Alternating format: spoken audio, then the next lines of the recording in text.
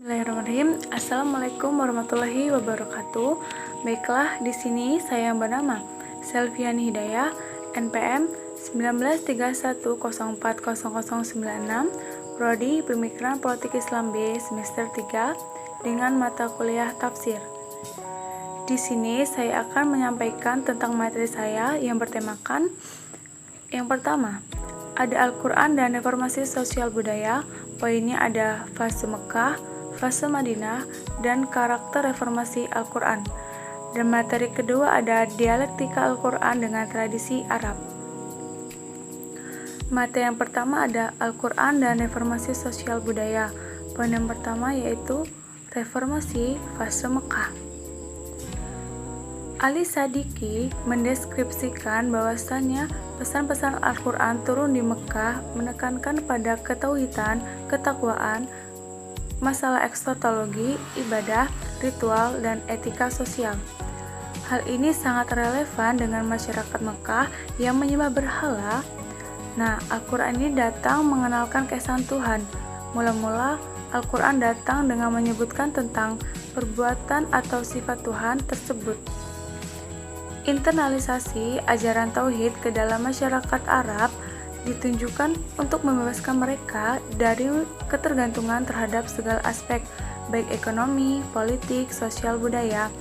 Nah, ajaran ini menuju pembentukan masyarakat yang mengakui persamaan, persaudaraan, dan berkeadilan.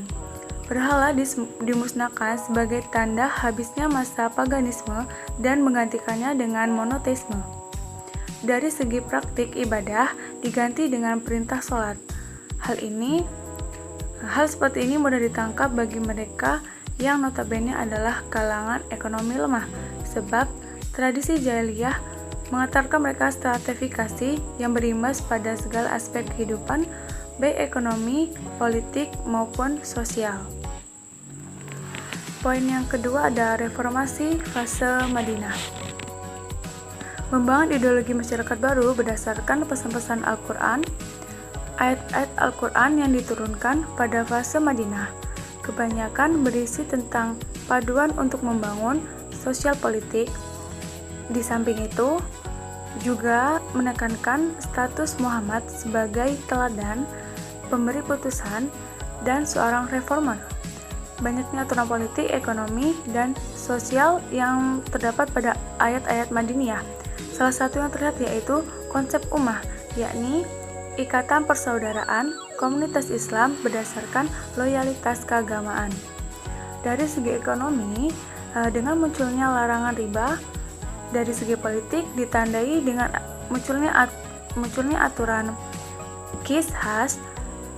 Aspek ritual Al-Quran mengenalkan kewajiban sholat, zakat, puasa, dan haji, dan lain-lain.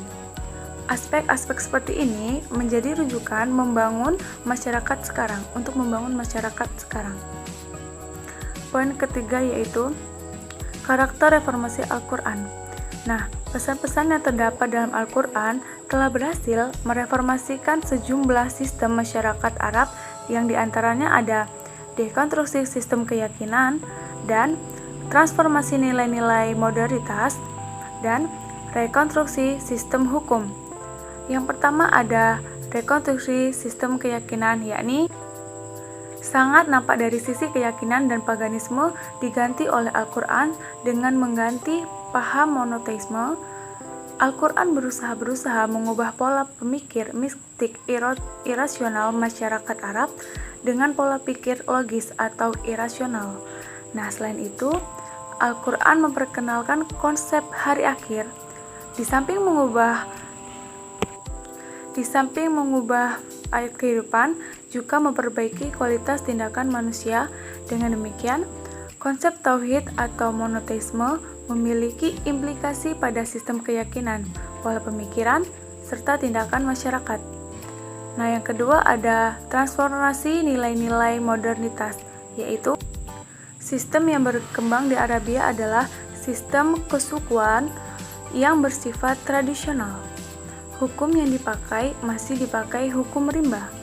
Nah, kedudukan ditentukan dengan banyaknya sedikitnya harta yang dimiliki oleh karena itu, Al-Quran membentuk konsep ummah, konsep yang berprinsip pada persaudaraan, agama, dan toleransi terhadap agama lain.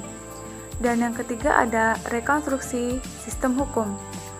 Masyarakat sudah memiliki peranata-peranata sosial dan hukum yang mapan. Aturan-aturannya yang berlaku seperti Islam masih terkait dengan tradisi atau kesukuan. Aturan-aturan yang digunakan yakni aturan kesukuan.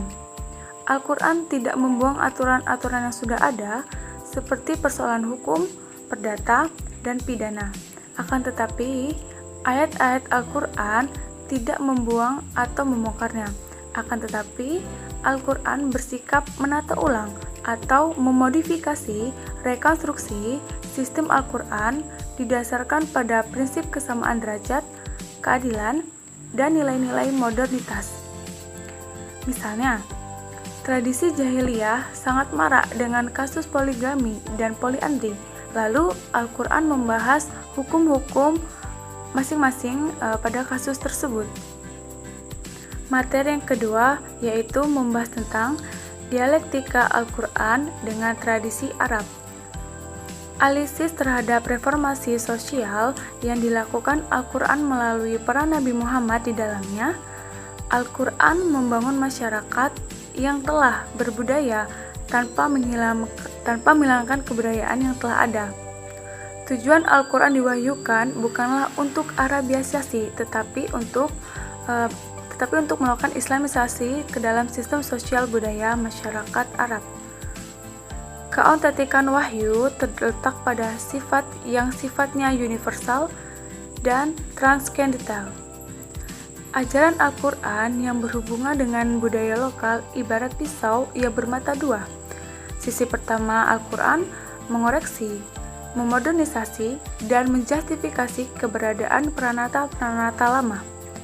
Dan sisi kedua Al-Quran meletakkan nilai-nilai baru yang universal dalam menyelesaikan persoalan umat manusia.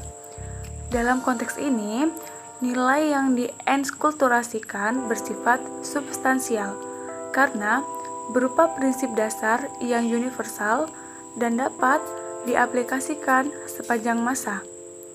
Prinsip dasar inilah yang harus selalu diterjemahkan, dirumuskan, dan diimplementasikan ke dalam sistem sosial budaya masyarakat sekarang. Dan targetnya bukan hanya masyarakat Islam, tetapi untuk seluruh umat manusia berdasarkan keuniversalan ajaran Al-Quran itu sendiri. Demikianlah isi materi saya dan hasil penjabaran dari saya. Apabila ada salah kata, saya mohon maaf dan kepada Allah saya mohon ampun. Saya akhiri. Wassalamualaikum warahmatullahi wabarakatuh.